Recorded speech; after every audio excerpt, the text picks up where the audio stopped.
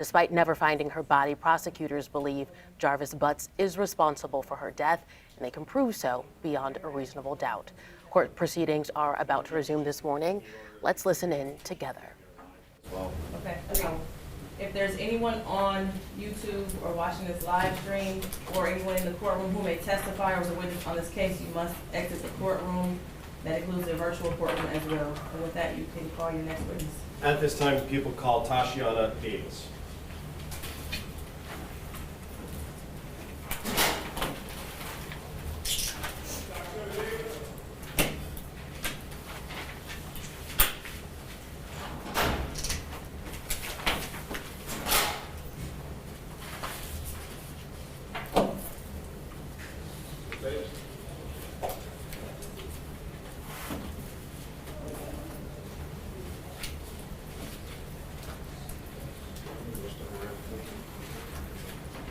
Give the court reporter your name right here, and then I'll swear you in.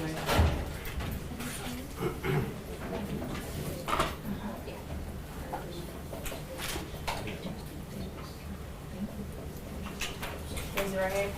You swear to tell the truth, the whole truth, and nothing but the truth? Yes. Okay. Watch your step.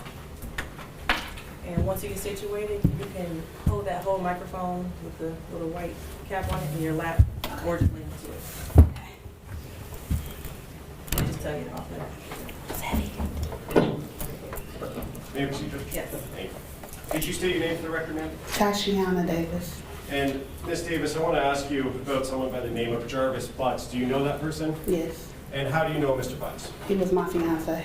And do you see Mr. Butts in the courtroom today? Yes. Could you point to him and identify a piece of clothing that he's wearing? She's right there with a green top on. For the record, the witness has identified the defendant, Jarvis Butts, in this matter. So reflective. Thank you. And how long, you said he was your fiance. Yes. How long in total have you known Mr. Butts? 4 years. Since 2019. 2019? Mm-hmm. Is that a yes? Yes. And when did you become engaged? 2023.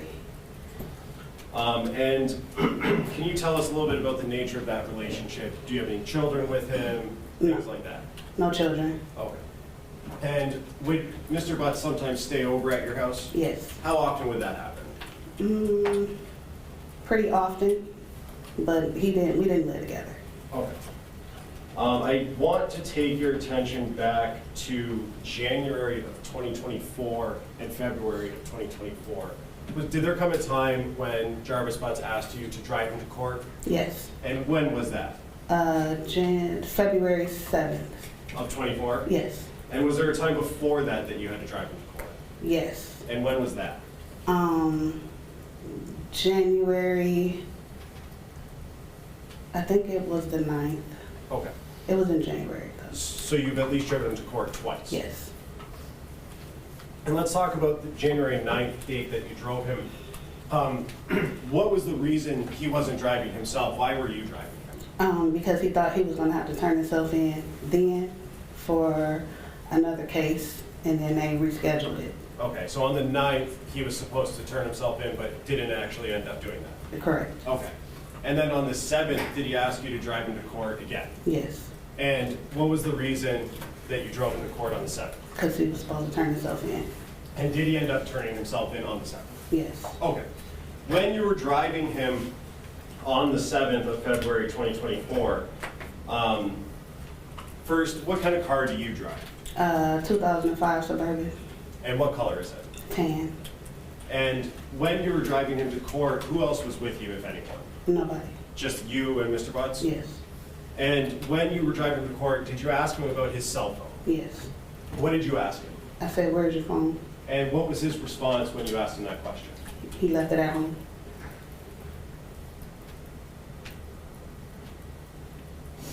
And did you have any other conversation regarding his phone on the 7th when you were driving him to court? No.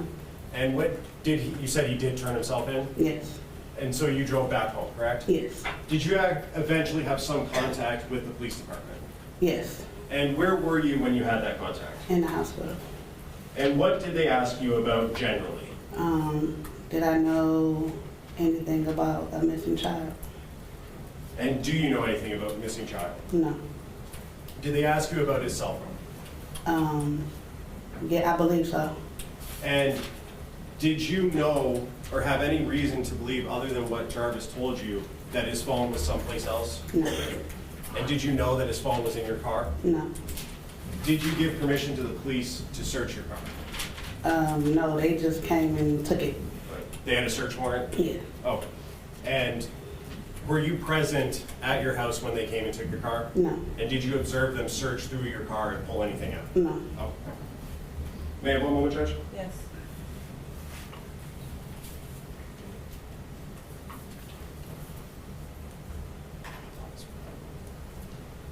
And you said you knew Jarvis Butts for 4 years? Yes, And would you communicate with him via cell phone? yes. And do you know the last 4 digits of his phone number, if you remember? 9, If you don't remember, I don't remember. okay. Would looking at text messages refresh your memory? Yes,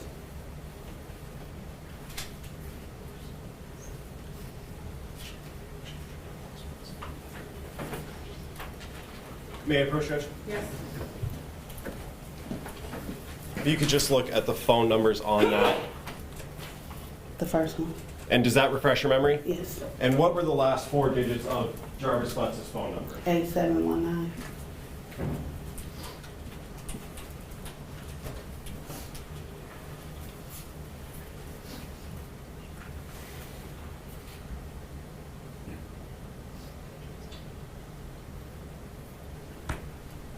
At some point after you dropped Jarvis Butts off at the courthouse and he turned himself in, did you go to his place of employment at 9000 Connors? No, Okay, did you ever talk to his business partner, Tordell Wright? no. Okay.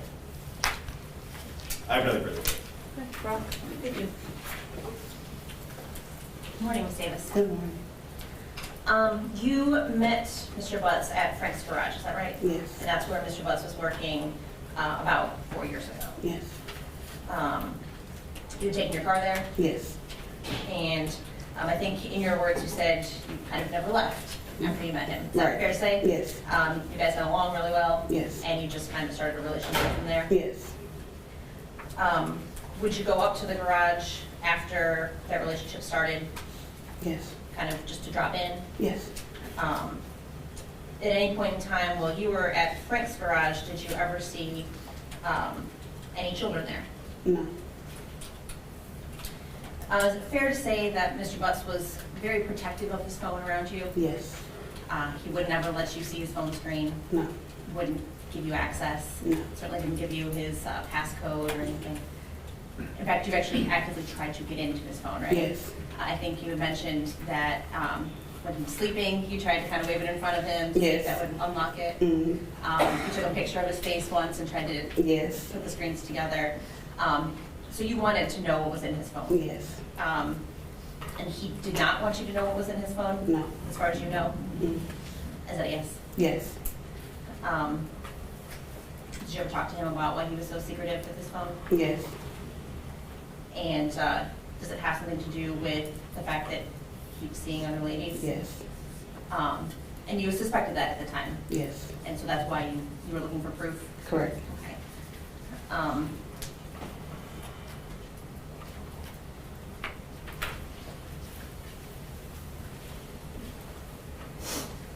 So even though you suspected that Mr. Butts was unfaithful to you, you still stayed with him? Yes, One reason for that is because he was good with the kids? yes, He cared for your kids? yes, He took them places? yes,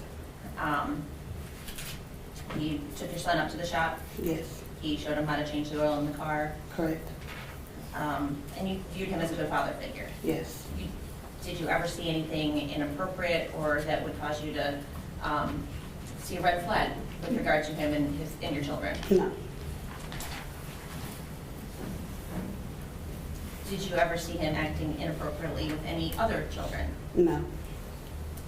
Certainly if you had, you would not have allowed him in your Oh, house. absolutely not. You knew that Mr. Butts had other children, right? Yes, A woman named Angel yes, and a woman named Shannon. yes, He talked about his children with you. yes, Did he ever talk to you about his niece? no,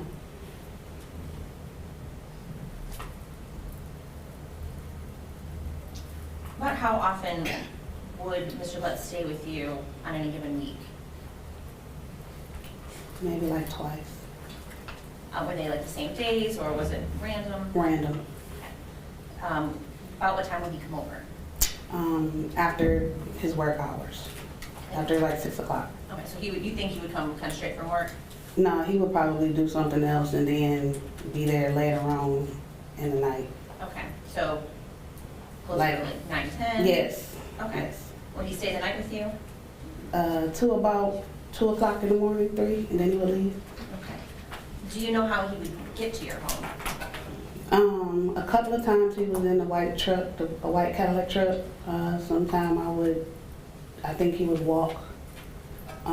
If he was coming straight from the shop, he would walk.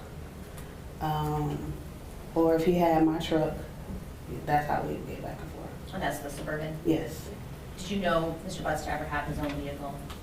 yes. He had a white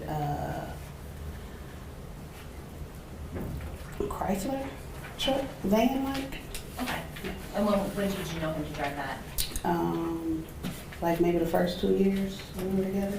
Okay. Now, when Mr. Butts would come visit you, would he park in your driveway? Yes, Would he spend weekends with you also? yes. What's his name?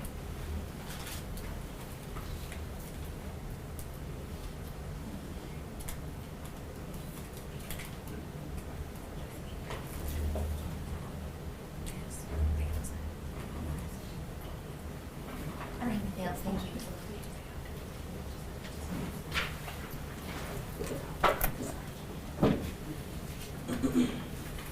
Ms. Davis, I just have a couple more questions for you.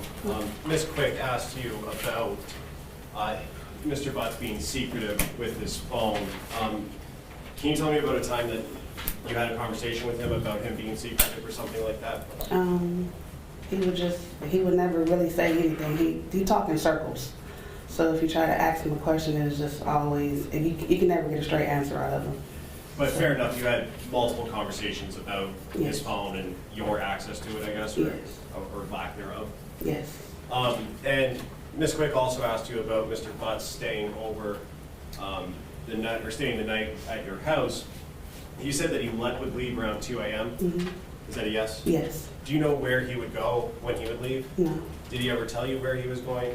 home, Did you know where he himself called home? yes, Where was that at? Wilshire,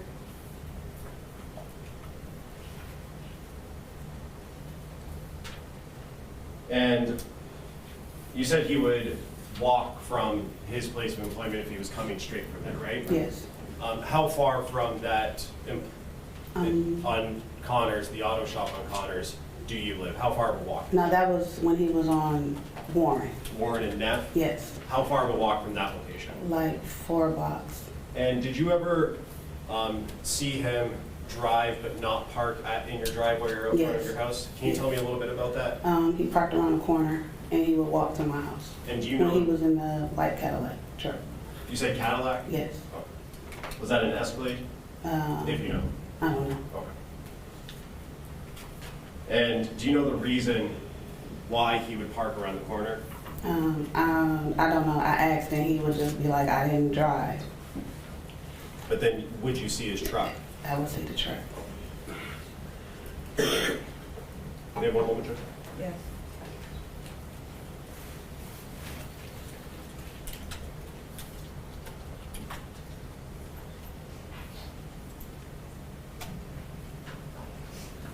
One last question. You said he lived or called home in Wilshire. Yes, Have you ever been to that house? yes, Have you ever been inside that house? no. Nothing further, Judge. Thank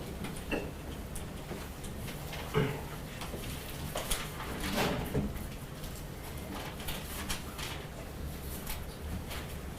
Okay, Ms. Davis, you are done testifying. Okay. Watch your step coming out of the witness box. All right, thank you.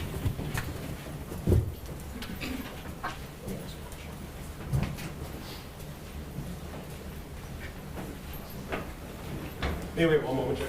Yes.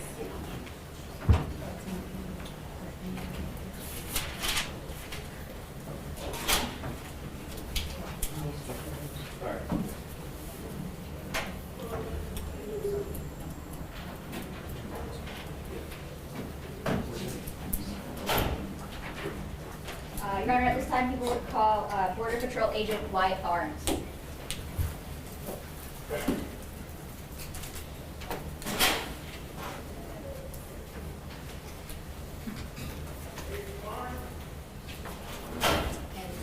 I'm going to request permission to share my screen again. Okay.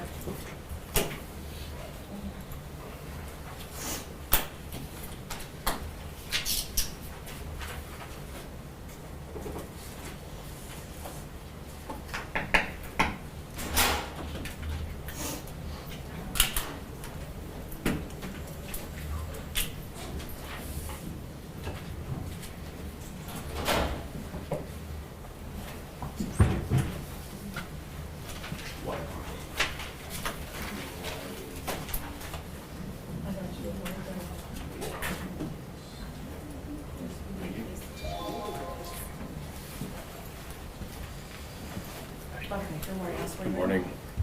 Do you swear to tell the truth, the whole truth, and nothing but the truth? I do. Just watch your steps. Thanks. And then you can pull that whole microphone off of the ledge once you sit down, if it's easier for you. Okay, thank you.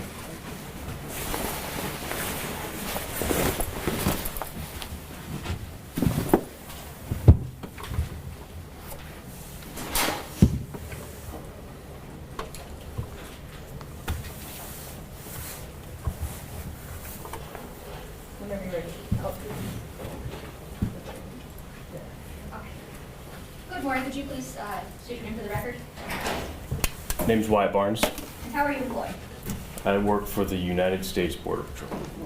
And how long have you been employed by the U.S. Border Patrol? 14 years and change. And were you working back on March 12th, 2024? Yes. And in what capacity were you working? I was working in a search and rescue capacity. That's our primary job, or my primary job. Okay. And were you working alone or with a partner or a group of people? With the team. There was a sizable team that day. And what is it that you guys were doing? We were responding to a missing person Okay. in that area. And which area are we talking about? Where were you at? 7 Mile and Berg. Okay. And what was your role in searching the 7 Mile and Berg area? I was searching the riverbank of the River Rouge. We were searching south along the bank. I was on the east side of the bank in the 7 Mile Berg area. Okay. And when you were searching this area, was there anything in particular that you were told to look for? Just nothing solid, but there were just some like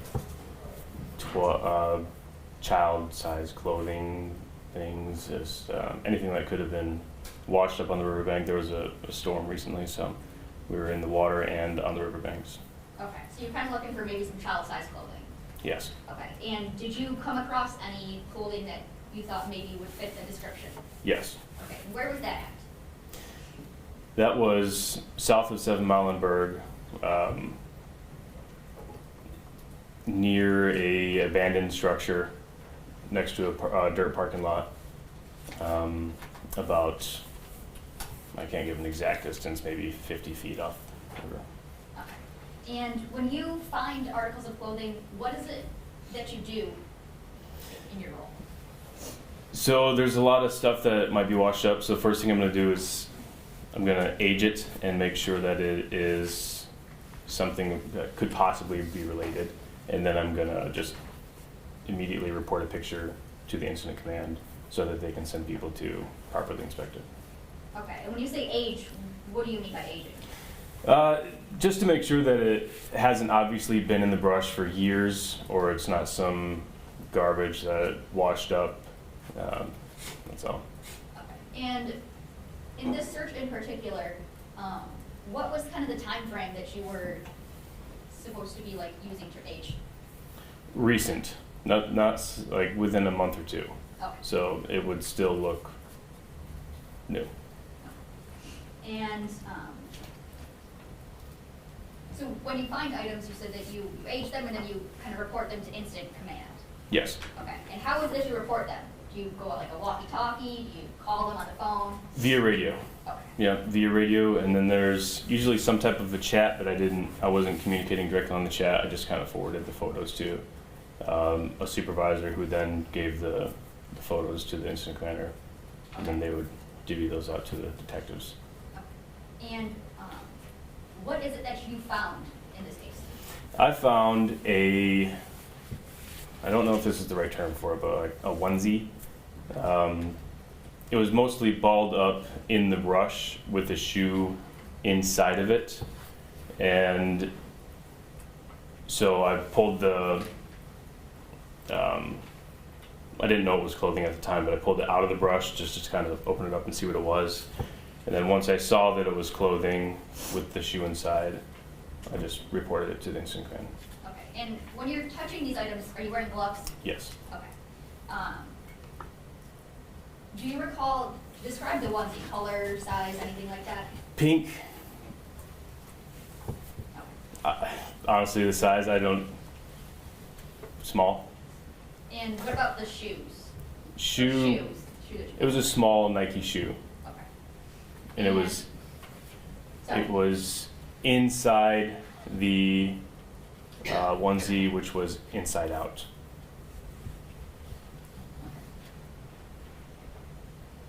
Okay. And were you instructed to recover those at the time? Like bag them and bring them somewhere? Yeah. No, Okay. no, that wasn't. Were you? How do you, I guess, convey to someone where at these items are? GPS coordinates. Okay. And did you author like a paragraph report in this case? Yes. Okay. And did you include coordinates in that report? Yes, and they were incorrect in that report. I just went over it yesterday. I do have the correct coordinates if you guys want those. Okay. Yes. Could you please provide us with the correct coordinates? Yes. And is there something that you're going to be using to refresh your memory? I have a piece of paper here. Yeah.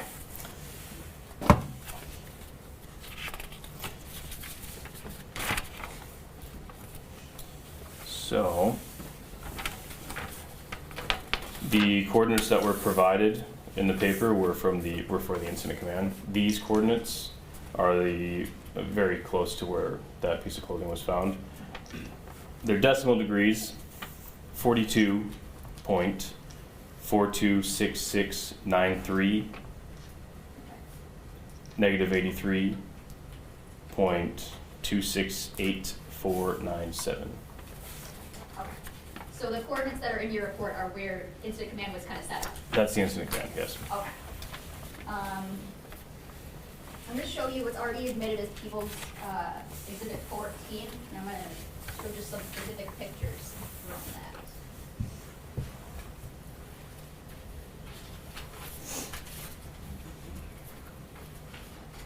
Looking at picture 63 here.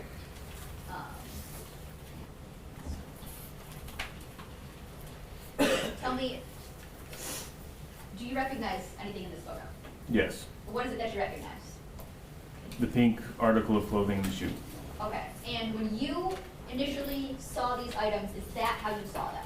No, they were just balled up in the brush, just kind of stuffed in there. Okay. So Sorry, continue. I pulled them out and set them that way so the detectives would see it. Okay, so, was photo 69. Is this the shoe that you had found that was inside the leg of the pink jumpsuit? or Yes. onesie? Okay. Yes, it is. And 67. Is this Yep. a photo of them just from the behind? Yes. Okay, and you were the one who kind of took them apart and placed them separately like that? I did, Okay. yes. Yeah. And did you do anything else as it relates to this case? No. Nothing further, Judge. Oh, sorry, 1 minute.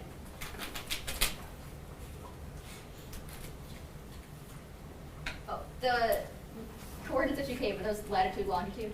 Yes. Okay. Yep. Nothing further, Judge. Okay. Well, like decimal degrees, so.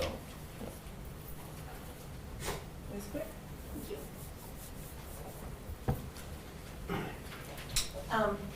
Agent Barnes, you said that you were taking part in a search of the area of 7 Mile and Bird? Was that, how large of an area was it?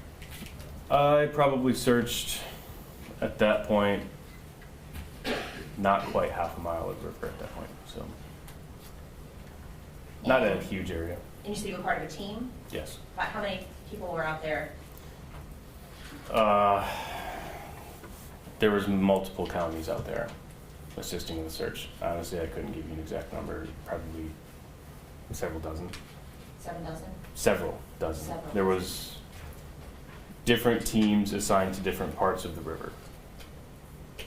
So different people were assigned to, or different teams were assigned to one like half-mile location, another half-mile location, coordinates, I guess? Yes, even smaller than that. Smaller sections than that, yeah. Just to keep guys fresh. And was it like a coordinated effort then to kind of sweep this area? Yes, So you're just walking like in a straight line, or for the most part. can you describe kind of how that looks? Yeah, so in the river, I'll go from the river to the banks. So in the river, you have different teams wearing dry suits, using technology, looking for anything that resembles a body, and then sticks to kind of push stuff loose, and then they're searching the log jams in the river. Then you have guys on the edge of the river, because the water level was high, so we wanted to cover the river banks as well, which the water level was high and had become lower. Then you have teams on the banks, and then teams kind of doing an S pattern along the river edge to make sure they cover as much ground as possible. Thank you. And so you said that on this particular day, the water level was high? No, the water level was high the week prior or so, so we wanted to make sure that we covered the river banks where the water was. The water was back to its normal level. Was there a way to tell where the water level had been previously? Is there a way to mark that? Sometimes it's just where debris gets caught up in the brush. It was maybe a foot higher, but it wasn't. Okay. Yeah. And it was you personally that saw the pink onesie first, or the pink thing that you initially saw? Yes. Did you take pictures of it, how it looked when you initially found it? I didn't. No. Would you normally do something like that? There's just so much stuff. I wasn't taking. It would taken all day if I had taken a picture of everything I found. So. You stopped and kind of moved it, manipulated it? Yes, I pulled it up to inspect it, noted that it was worthy of reporting, set it back down, radioed it in. Okay. And how far did you set it down from the location where you initially located it? Same spot, Exact same spot? same brush. Okay. And you said that part of what you do is kind of to note approximately how long it looks like it's been out there. Yeah. Yes, And in ma'am. this particular case, what was it that you kind of found or thought when you noticed it? There was no discoloration from the sun.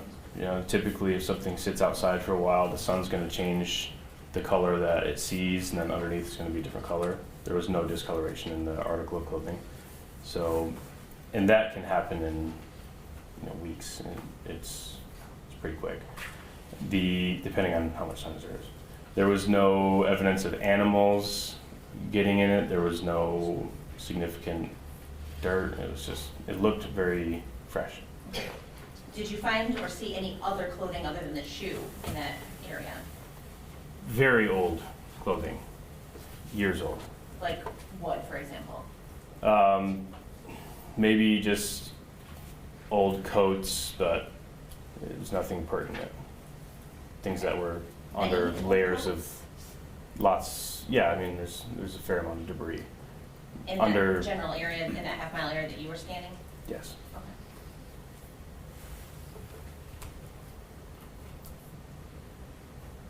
Once.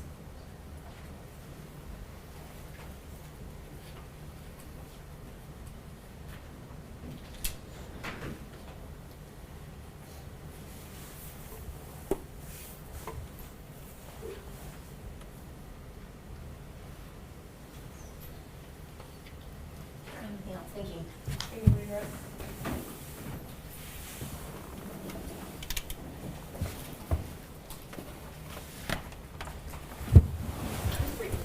I'm Yeah. sorry. Oh, I'm sorry. Questions. Sorry. Given that you photographed these and alerted these, did these, the pink onesie and the shoe, those matched your aging description that you were following?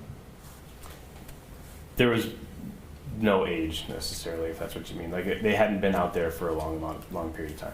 Oh.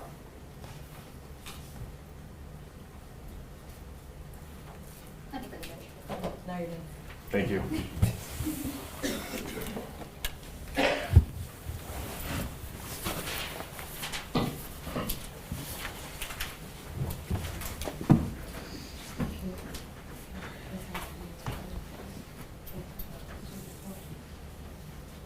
At this time, Judge, people call Sergeant Melanie O'Rourke.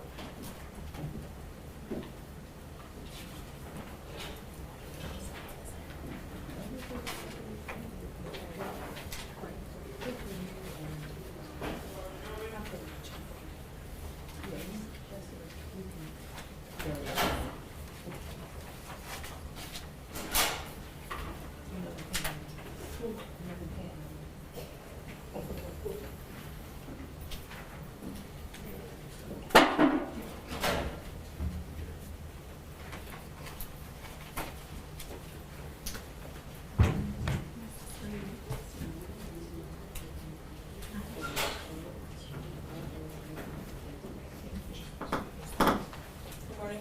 You swear to tell the truth, the whole truth, and nothing but the truth? Yes, Okay. Walk this way, just make sure you watch your step when you thank you. go to the witness box. And also, you can pull that microphone off the ledge if it's easier for you, or just lean into it. May I proceed, Judge? Yes. Did you state your name for the record? Sergeant Melanie O'Rourke, What do you do for a living, Sergeant? a sergeant with the police department, Which police department? Detroit Police Department. How long have you been with the Detroit Police Department? Approximately 11 years. And are you currently assigned to a specific precinct or unit within the Detroit Police Department? Yes, I work at major crimes. Okay, and what sort of crimes do you investigate at major crimes? Generally, homicides. And how long have you had that role, or have you been in major crimes? I believe since 2016. And do you do any specific role within major crimes that requires a little bit of training and education to do? Yes. And what is that? I do forensic analysis of cellular call detail records and tower mapping.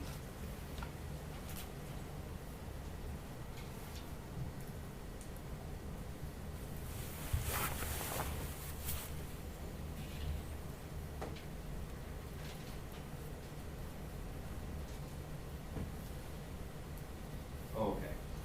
And what sort of training, very generally right now, what is that? What types of training? No, sorry, new question. Generally, what is called forensic analysis of CDR and tower mapping? I don't understand your question. Okay. What is it that Have you had any training to do that? Yes. Tell us about that. I've had T-Mobile training. T-Mobile is the prevalent company here in the Metro Detroit area. I've had Excel training. Excel is the format that most of our call detail records come back to us in. I've had cell phone use and drug trafficking training, PenLink training. PenLink is the program that the Detroit Police Department utilizes. It basically puts the records in a readable format. I've had CATS training, which is an acronym for Call Analysis Training School. I've had PenLink training, PLX training, which is an upgraded form of PenLink. Approximately around 450 hours of specialized training in cellular analysis. Okay, and that 450 hours in that training, does that allow you to utilize that to generate what you said earlier, tower maps based on your analysis of call detail records? Yes. Okay, and what are call detail records? Historical records. And does that allow you to place certain things based on cell towers on maps to give an approximate location of a particular phone number that's Yes. associated with the phone? Yes. And have you testified as an expert before in this field? Yes. And how many times have you done that? Over 35 times. And has that been in Wayne County? Yes. And have you testified in 36 districts before? 36 and 3rd, both, yes. Judge, at this time, I would move to qualify Sergeant O'Rourke as an expert in the deal with forensic analysis of call detail records and tower mapping. No objection, Your Honor. Okay. Now, can you describe for the record, when you get call detail records, the process that you would go through to generate maps? Yes, the OIC, or the officer in charge, would supply a search warrant for a particular target number. We would submit that to the respective cellular company, whether it's T-Mobile, AT&T, or Verizon. They will submit back to us in the form of raw records, usually in Excel format, the call detail records, and other various forms, subscribers, things like that. And in terms of the call detail records, what is contained in that spreadsheet? What sort of information is contained within that spreadsheet? It'll be dates, times, locations, the target number in question, any contact ID, who they're having any type of activity with, whether it's a text message, a voice call, the duration. There's multiple things associated with the call And you detail talked records. about location. How are Yes. those locations generated and inputted into that spreadsheet? So these records will supply an actual either latitude and longitude, or a location area code, or other location information for the cell tower that the, we're just going to say cell phone in this case, cell phone interacts with. Okay. And can you describe well, first, silly question, I know, but what is a cell tower? What do you mean by that? It's the cell towers that you see all over the place. They can be, one of those huge mammoth things that you see. They've got a bunch of cells on there and antennas that you see, or it could be, really small and, but they're all over the place in the city. And the records provide a indication of which tower it was, that phone number was interacting with at a specific time? Yes. And does that allow you to take that information and put it into a map, or go through a process to generate that location on a map? Yes, we actually receive the information and put it into a system called PenLink, and that information will, like I said before, will basically put it in a readable format. So the information that you receive today, that's what you're going to look at. Now let's talk about this case. Did you do that, follow your process based on your training for a target number of 313-585-8719? Yes, I believe so. Okay, and that was a T-Mobile record, correct? It was. Okay. And did you generate maps based on your training and experience using PenLink to map that phone number and that phone at specific times related to this case? I did. May I approach, Judge? Yes. I'm approaching with People's Proposed Exhibits 33 through 39. If you could take a look at those, Sergeant, do you recognize what I just handed you?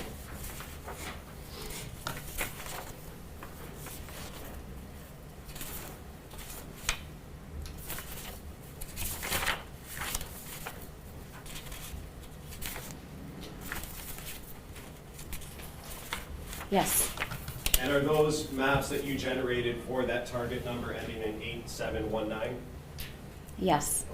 At this time, I would move to admit People's Proposed 33 through 39, Judge. Any Objection. objection? No? No objection. They'll be admitted. People's Exhibits 33 through 39. Thank you, Judge. And permission to publish. Yes.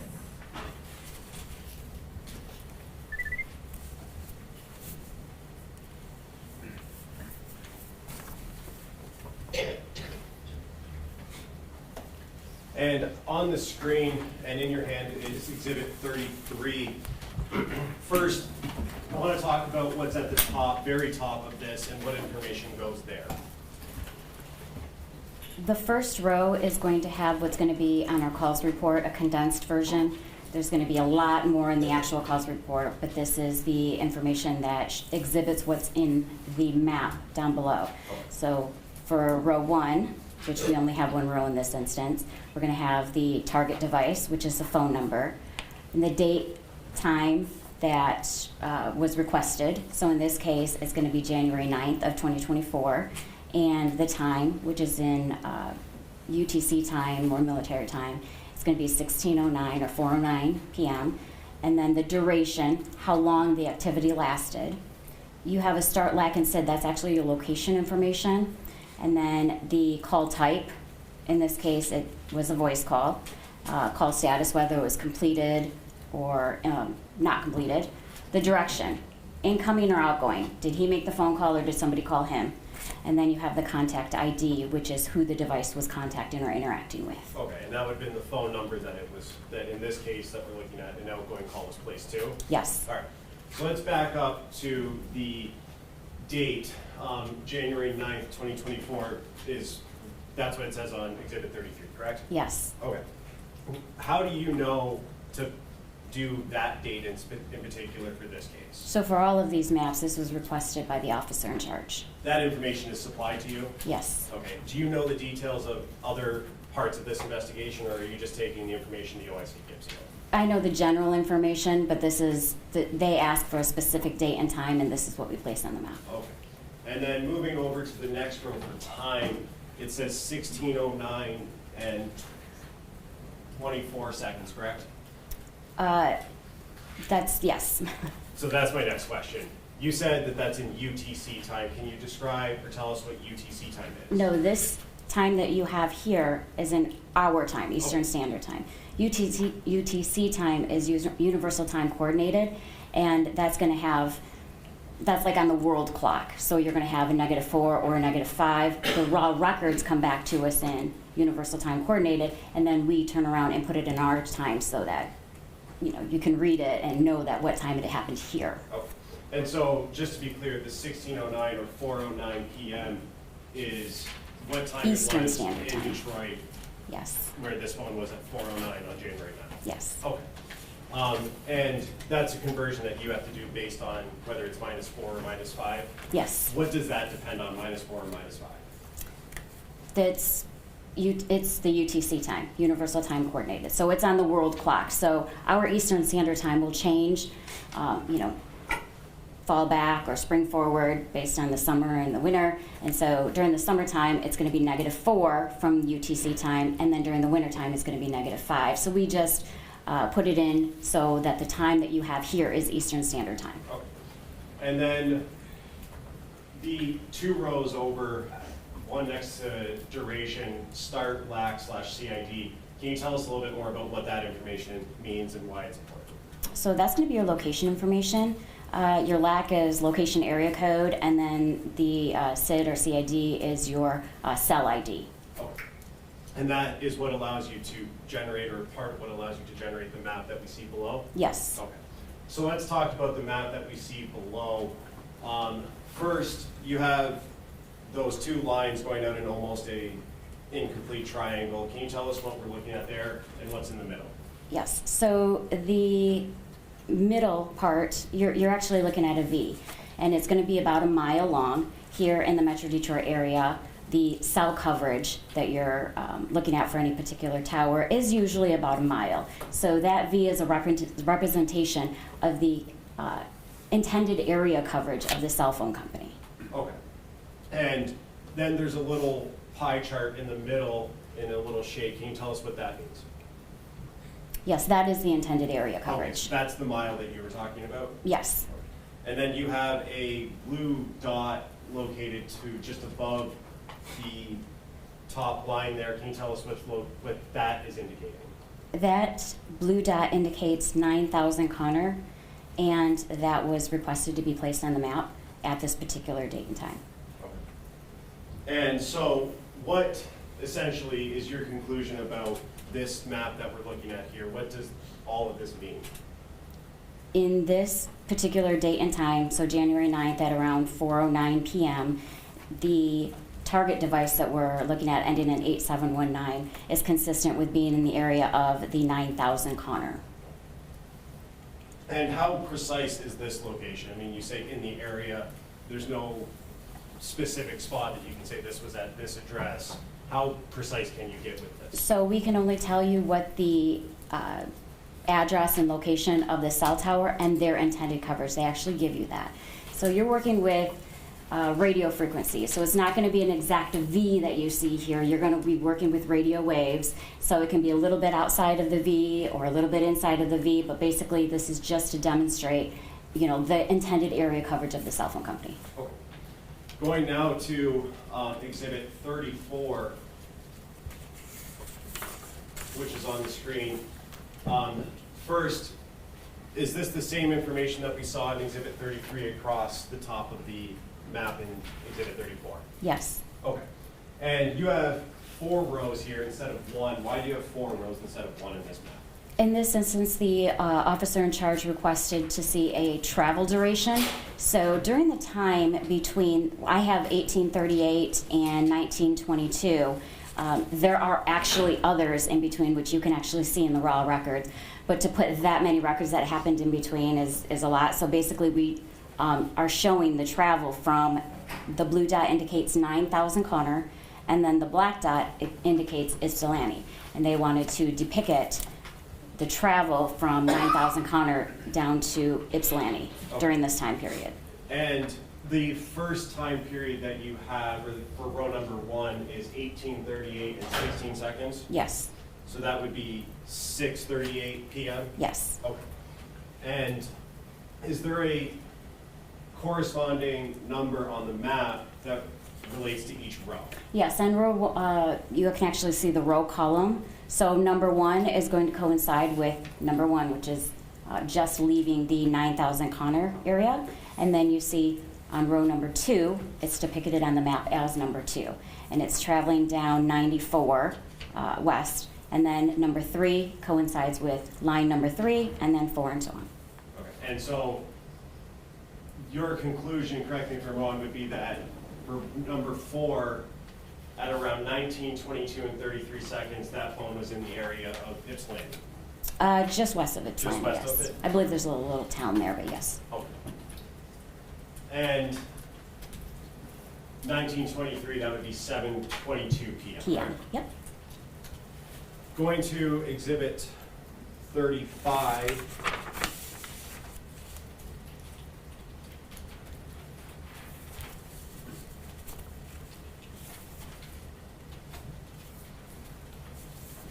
And on Exhibit 35, which is on the screen now, you have, again, 4 rows, but there's different coloring for that information. Can you describe what we're looking at and what the coloring means?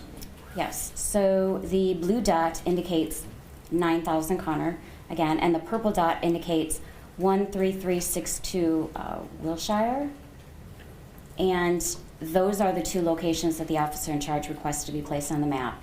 And they wanted to show that this device was in the area of either of these locations and at what time. Okay, and so can you tell us about the lines closer to the 9,000 Connor location and what ones those correspond to in your records up top there? So this is an RTT report, or a time in advance report, and the row number 1 and 2, which one is a dark blue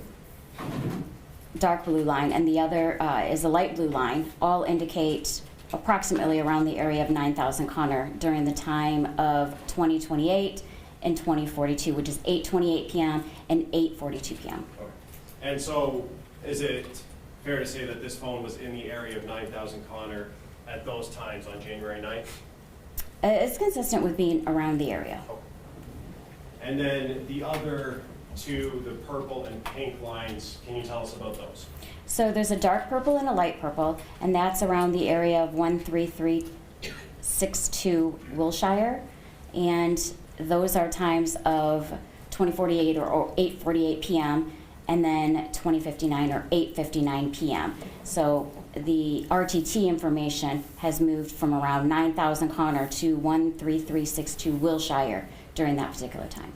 And so does that indicate that the phone was traveling towards the direction of the Wilshire address? It could have been. Okay. And you said RTT. Can you tell us a little bit more about what that means? RTT is a real-time tool or time in advance. Basically, it's a report that T-Mobile will send out, and it's historical location information. It's not necessarily based off of any type of activity, so you're not going to have phone calls during this time. It's not going to be text messages, or as long as the phone is on and the cell tower basically, or the base, is able to get in contact with the device and back. So basically it's a time that it takes for a base station to send out a signal and then have it received back from the device. Is it fair to say that that's more of a passive interaction between the phone? There's no input on the phone that's required for this? There's no input required at all. There's not, any type of cellular activity at that time. It's basically for, efficiency and performance by the network. Going to Exhibit 36 now,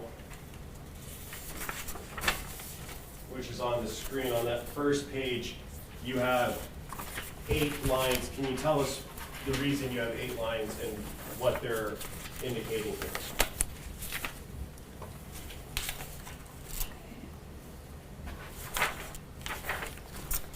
Number 36 is a cause report and tower map of the date and time of January 9th from 22:53 or 10:53 p.m. to January 10th of 2024 at 1:11 a.m.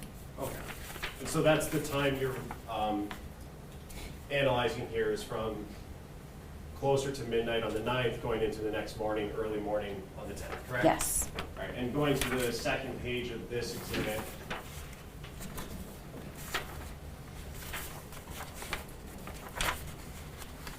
can you tell us what we're looking at in this map on the second page of Exhibit 36? In this map, we're looking at rows 1, 2, and 3. So the red dot that you have right there smack dab in the middle indicates 2000 Harper, which is the Park Crest Motel. And then the next slide has a different address associated with it. But what we're looking at right here is the 2000 Harper Park Crest Motel. And is that in Harper Woods? If you know. That I don't know. Oh. That highway that it's just off of, that's 94 highway, correct? Yes. Oh.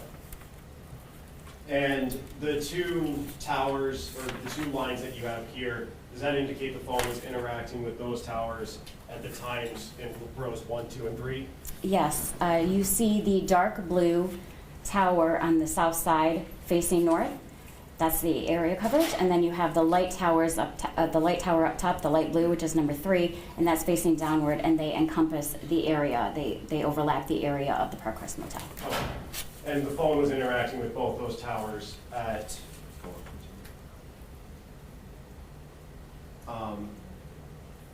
12:37 in the morning on the 10th? Between 10:53 and 12:37 a.m. And then going to the third page of this map, what are we looking at here on the third page, and what rows do they correspond to? This third page is going to have a purple dot that indicates 4 East Alexandrine, and that is another location that was significant for the officer in charge to place on the map. And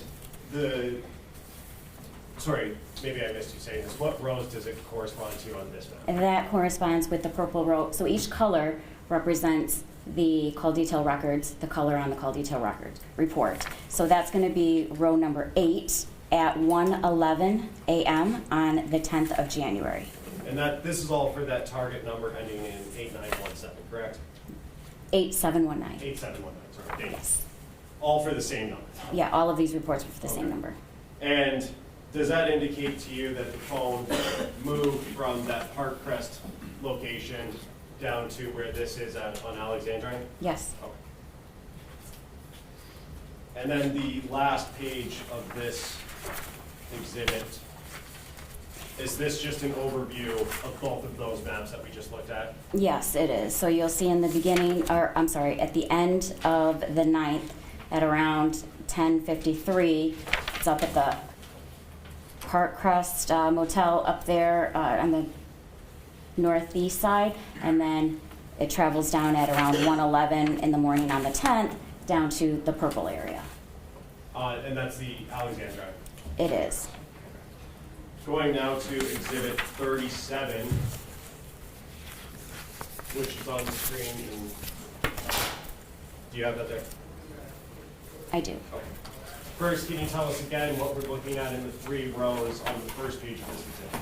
So this is a time in advance report. You've got the row, the target, the day, and these are all in the color black, and on the map for the second page. And basically it's showing on January 10th, 2024 from 22:51, which is 10:51 p.m.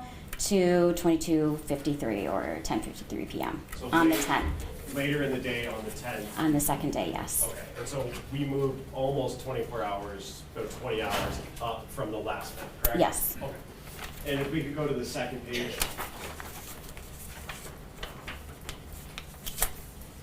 And where is this phone interacting with on, at the times that you just said, later in the day on the 10th? The information received from the cell phone company is right around Greenfield and 7 Mile. And is that the city of Detroit, Wayne County? Yes. Sorry? Yes. Oh. And going now to Exhibit 38,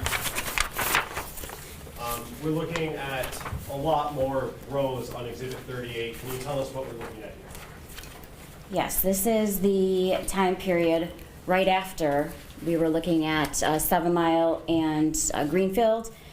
That time was all the way up until 22:53. So here we have from 23:40, which is 11:40 p.m., to 23:59, 11:59 p.m., and this is all on the same night of the 10th. Okay. And this is so just about 40 minutes after the previous map, correct? Approximately. Okay. And was there any information in the records, if you know, between those two times, that 40-minute gap there? They gave us a time in advance records. Okay. And going to the second page of this, on the map here, first, can you tell us what that red dot indicates on this map? So that red dot indicates 7 Mile and Berg. And in terms of the circles around that, what do those represent? The time in advance distance from the cell tower. So that's all going to be around 7 Mile and Berg area. And is it fair to say then that this phone was interacting with those towers at the times you indicated around the 7 Mile and Berg area? Yes. And can you go back up to the first page? In row 1, what is the time there? Row 1 is going to be on January 10th of 2024, 23:40, which is 11:40 p.m. And then the last row, what is the time on the last row? January 10th of 2024 at 23:59, and that was just because the officer had asked for just that day. It actually indicates that it stays there for a little bit more in the morning. Okay, how much more in the morning if you know? We actually have it in the next exhibit. Oh, perfect. And so that phone on this exhibit, was it there from 11:40 to, at the very least, midnight almost on the 10th, correct? The time in advance records, yes. And again, this is timing in advance. This is the passive interaction, no input from the phone or the user, correct? Yes, no calls, no texts, no nothing. This is just the signals that the base station is getting to the device. And going to Exhibit 39, and can you tell us what we're looking at on the first page of 39?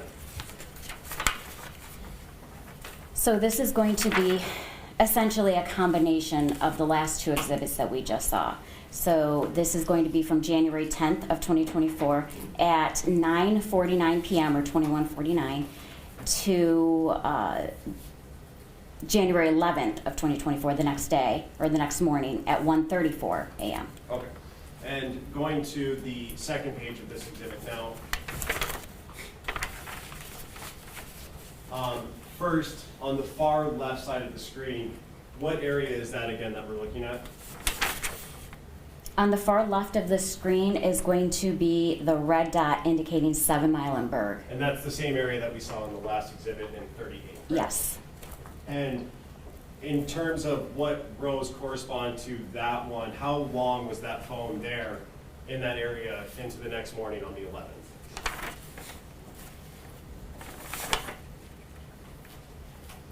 You have, let me see. Okay, so starting with row 1, it's down in the purple area, bottom right-hand screen. You see that the purple dot indicates 4 East Alexandrine, which we looked at a map from earlier. And then it goes to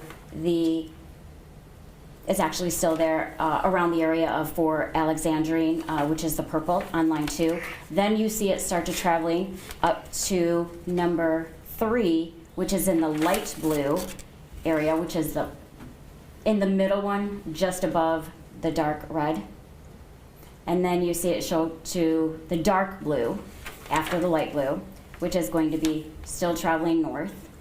And then that 7 Mile in Greenfield, which is that blue dot, and then going over to the 7 Mile in Berg.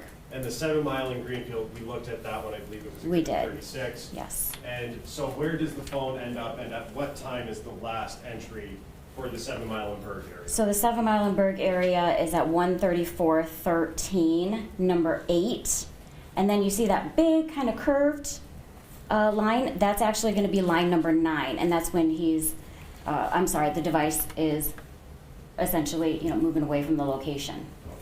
And so that phone then was there in that area of 7 Mile in Berg from about 12:40 to 1:34?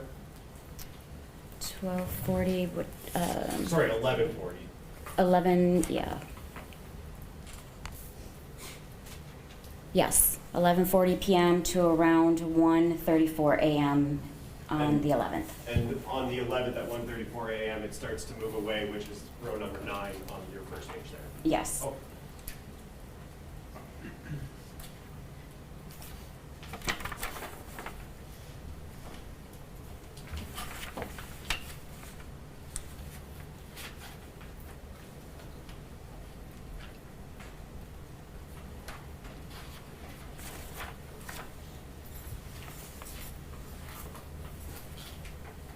And you had mentioned earlier that part of the search warrant return from T-Mobile includes subscriber information, correct? Yes. And did you get the subscriber information for this target phone number that we've been talking about? Yes. And do you remember what the name associated with this account was? One of the subscribers didn't show any information. The other subscriber it was spelled wrong. It's like Jaris. And what was the Butts. last name? Butts. Butts? I believe so. We have one more, George. Yes.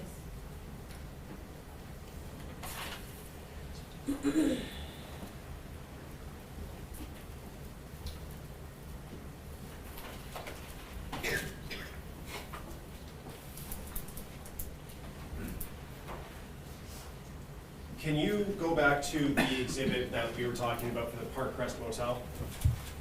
Yes.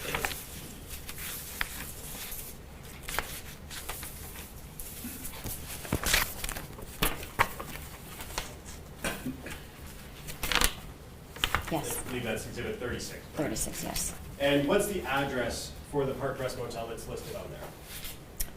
20,000 Harper. Okay.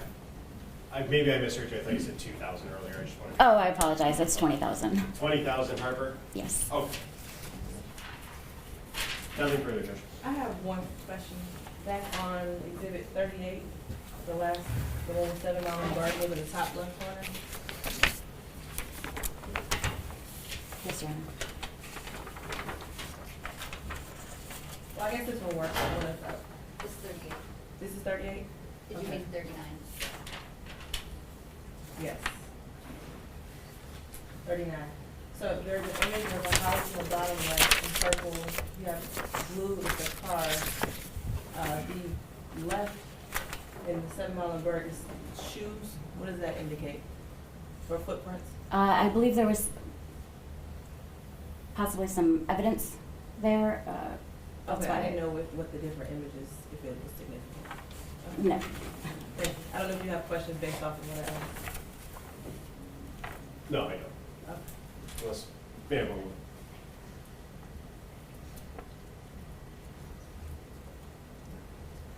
Nothing further. Okay, cross.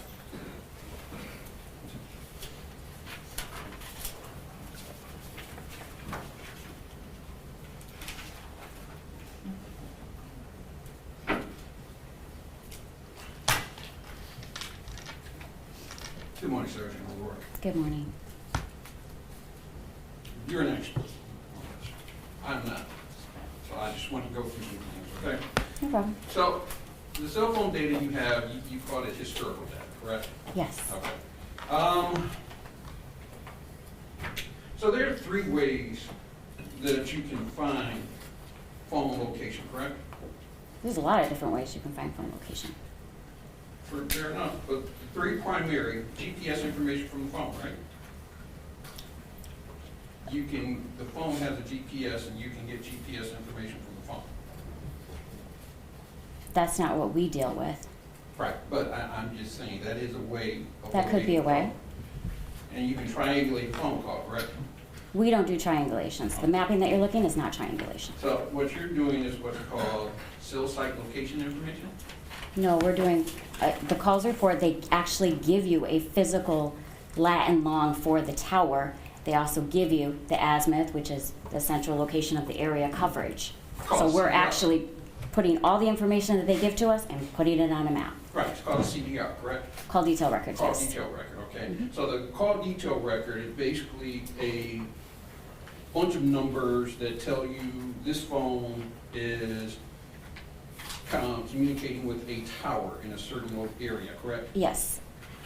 And from that, you come up with the cell site location information, correct? No, they give you the cell site location information. That's the lat and long of the cell tower. They give you that. Who gives you that? The cell phone company, that's the call detail records. Okay. And I think you mentioned this is all historical information, Yes. and it's an interpretation, so it's not 100% accurate, correct? When you say 100% accurate, the cell towers are the lat and long. There's no interpretation there. If you're talking about the intended area coverage? Right. Okay, the intended area coverage, they give you an azimuth, okay? And then that intended area coverage is generally around 66 or so degrees area coverage. Okay. So the cell phone, the information you get is the phone connecting with a tower, sending information that tells you this is the location of the phone. For call detail records, they give you the tower, lat and long, the actual address of the tower. They also supply the intended area coverage, which is the beam width of how, how far or how big the intended area coverage is, along with the azimuth, which is why we do it in the shape of a V. So they're giving you the V-shaped and the azimuth, that smack dab in the middle. So they're telling us that's the intended area That's coverage. the intended area. Yes.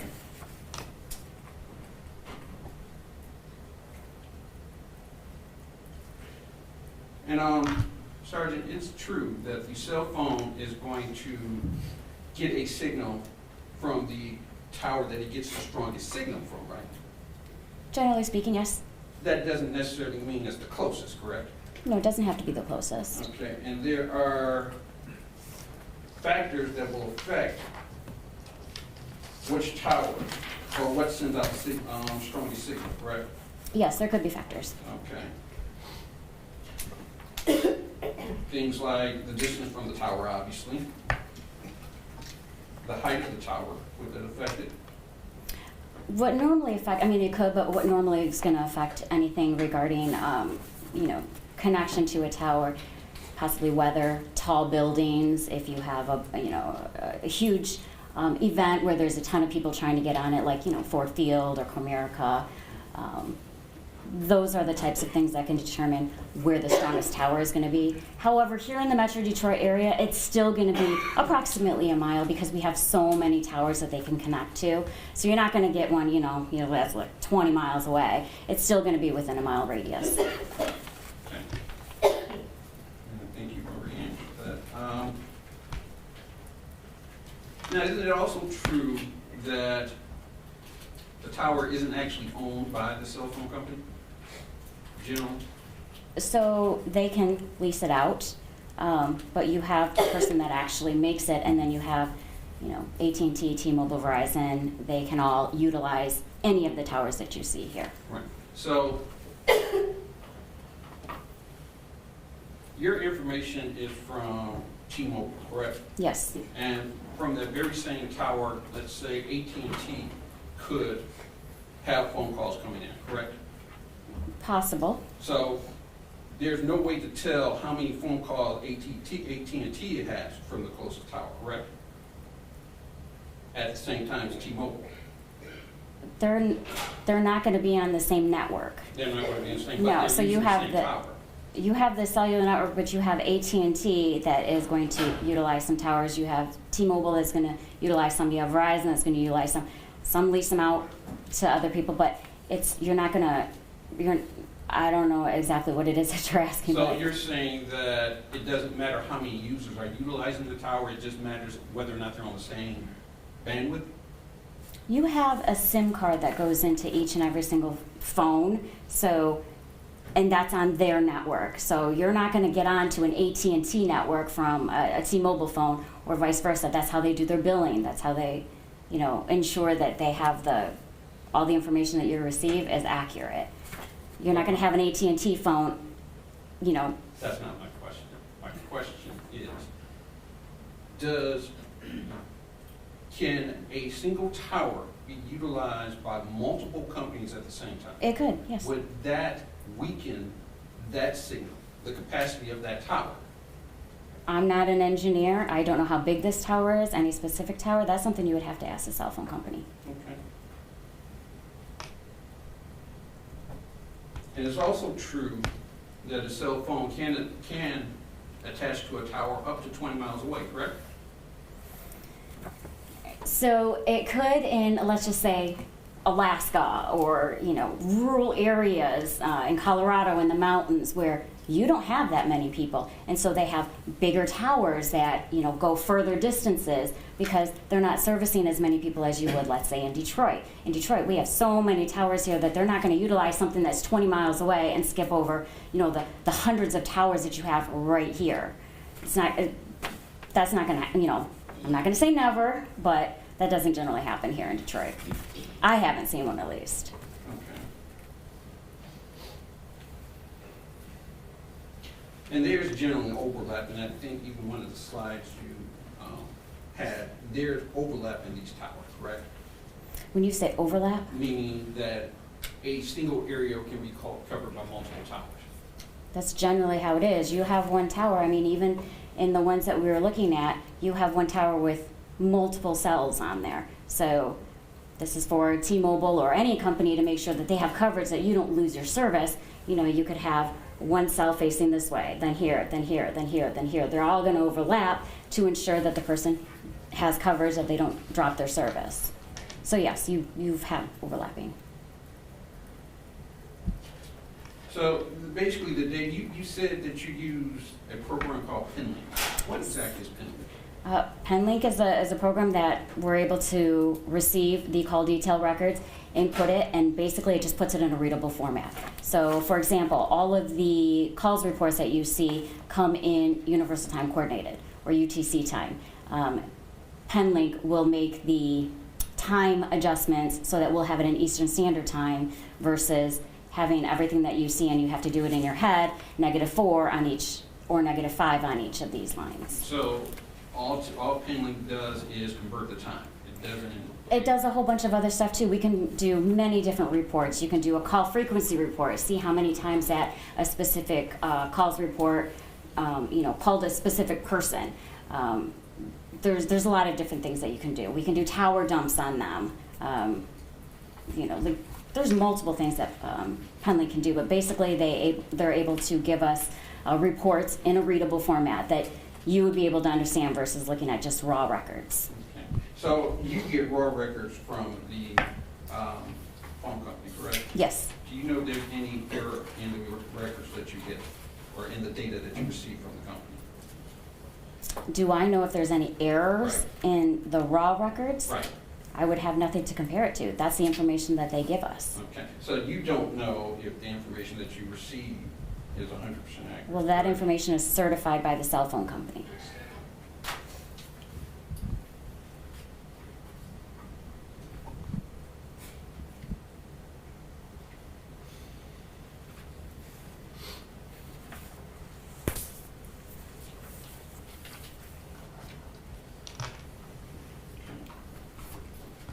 So we're in the Detroit area, and this is just, we're in the Detroit area, right?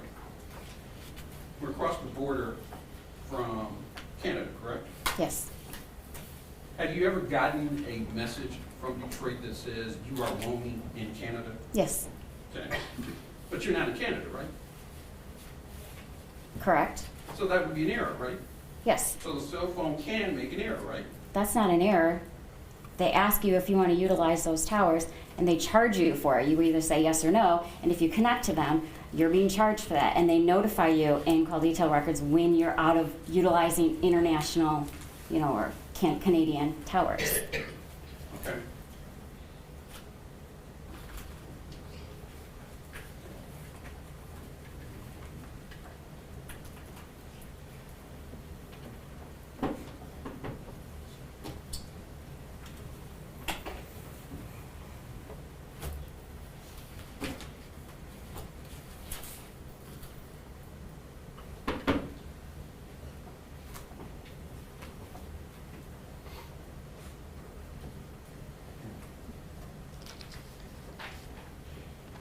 You also mentioned that there were multiple subscribers on this phone, Yes.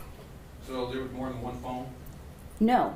So you had the information from, I believe it was Sprint, who merged with T-Mobile. Okay. So now it's T-Mobile, but we received, I believe it was the Sprint subscriber information and the T-Mobile subscriber information.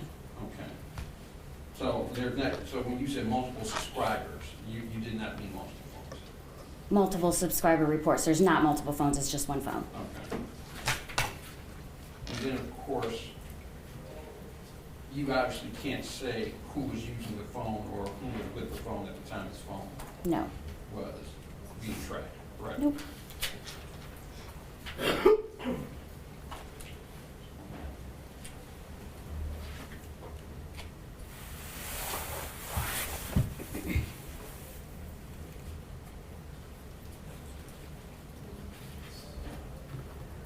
Yeah. Can we redirect? Very briefly, Judge, thank you.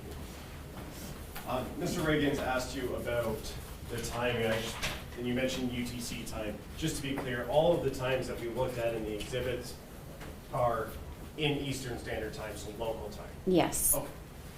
And you mentioned something earlier, azimuth. Yes. First, can you spell that?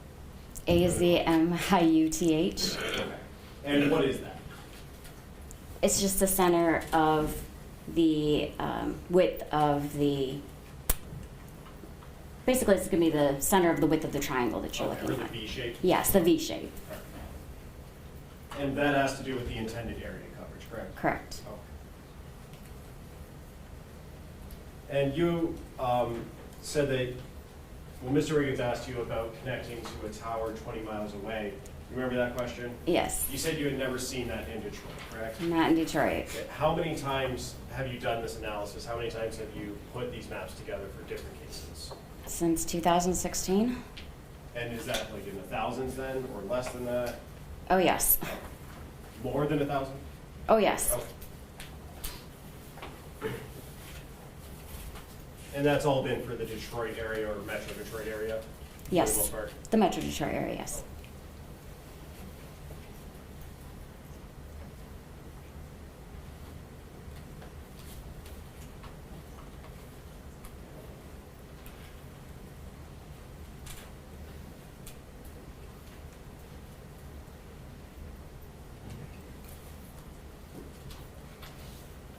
And Sergeant, does the subscriber information that is received have a physical address associated with it? That I don't know. You would have to actually look at the subscriber information. Okay, would that refresh your memory as to Yes. this case? May I approach, Judge? Yes.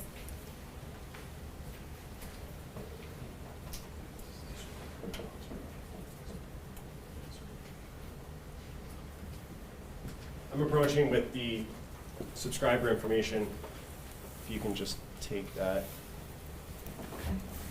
Does that refresh your memory as to whether a physical address was associated with these CDRs or call detail records? Yes. And what was that address associated with the target phone in this case? 13362 Wilshire Drive. Thank you.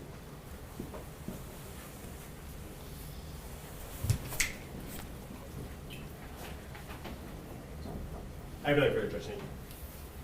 Thank you. Okay, you are done testifying. Thank you.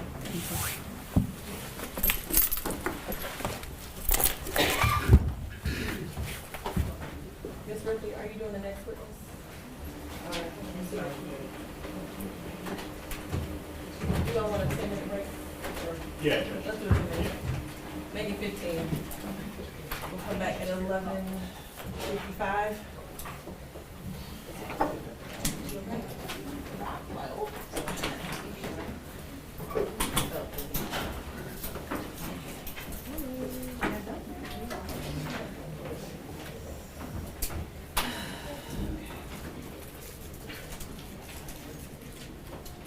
And Mr. Ray, yeah, I ordered donuts. You don't want donuts? Yeah, we spend a lot of time together, I forget we eat donuts. Absolutely.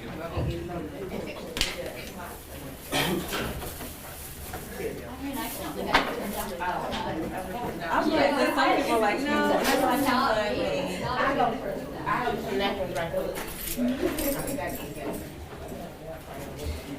You going out with bang,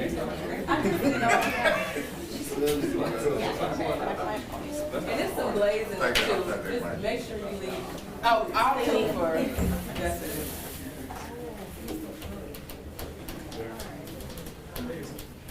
Anybody else want donuts? I ordered donuts. Okay, thank you. Girl.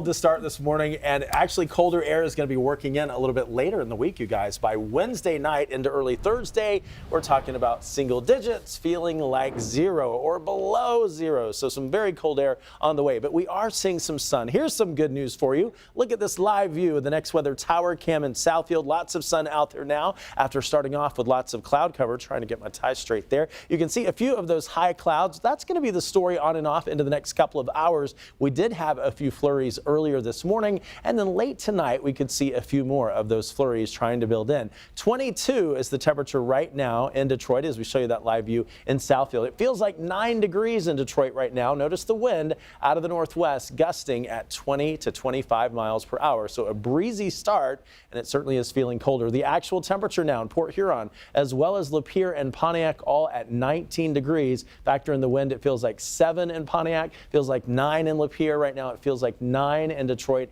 and 8 at Port Huron. So a cold start, that big coat needed as we head out the door, maybe a scarf and that beanie certainly to help cover those ears because the wind is going to be kicking up. Only going to 28 into the afternoon today. But again, we're seeing some sun for now as we take you into the future with Next Weather Futurecast. More clouds build in a little bit later into tonight, but tomorrow we start to track some changes. By Wednesday night into early Thursday, clear skies, and that will translate into some very cold air down into the single digits with early morning lows and only warming into the mid-20s for highs by Thursday, guys.